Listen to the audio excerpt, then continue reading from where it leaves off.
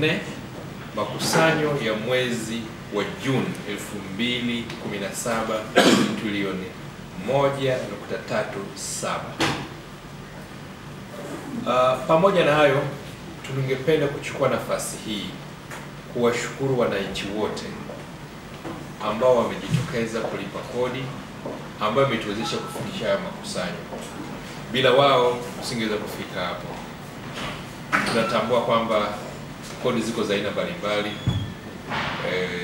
na labda changamoto zipo, lakini watu wamejitahidi, wameweza kulipa, na kwetu ni shukrani nyingi, kwa sababu kodi hizi ndizo zinaiwezesha serikali kwenda kutekeleza majukumu yake.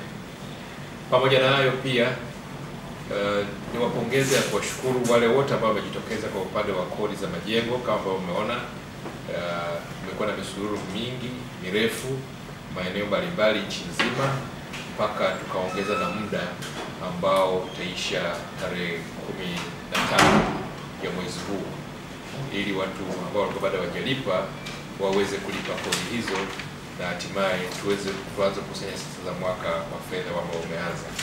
Kwa hiyo kwa wale ambao bado kuna siku 4 tu, wajitahidi walipe hizo kodi za majengo ili tuweze kwenda vizuri.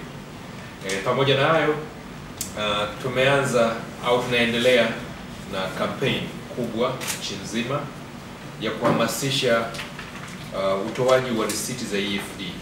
Najua hili sio jambo jipya, lakini mwendelezo, ni la kudumu, ni jambo endelevu ambalo tunalifanya kila wakati, lakini tumeongeza msukumo sasa kwa kuhimiza utoaji wa risiti na kudai risiti. Inawezekana umeona maeneo mbalimbali katika biashara mbalimbali tumekuwa tukibandika stika zinazomwonyesha mtu anayenunua bidhaa kwamba mahali hapa kuna mashine ya EFD, na hivyo anayenunua bidhaa asitoke bila kuchukua risiti yake.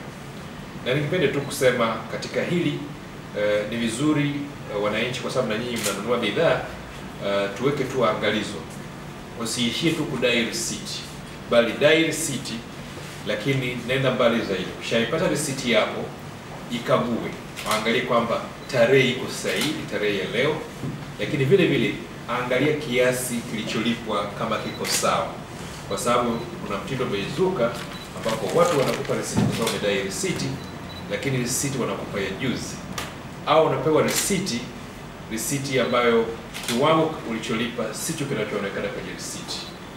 Tumetambua hilo na tunawafuatilia wanaofanya hivyo, wanaoprint risiti wanaziweka kwenye draw, alafu unapoona wewe kinganganizi wanakupa risiti ya juzi ambacho sio kiasi ambacho umelipia bidhaa. Au wakati mwingine kuna wengine wanasema risiti ya kusafiria, unapewa risiti ya kusindikiza mzigo ufike, lakini sio risiti ya kwako.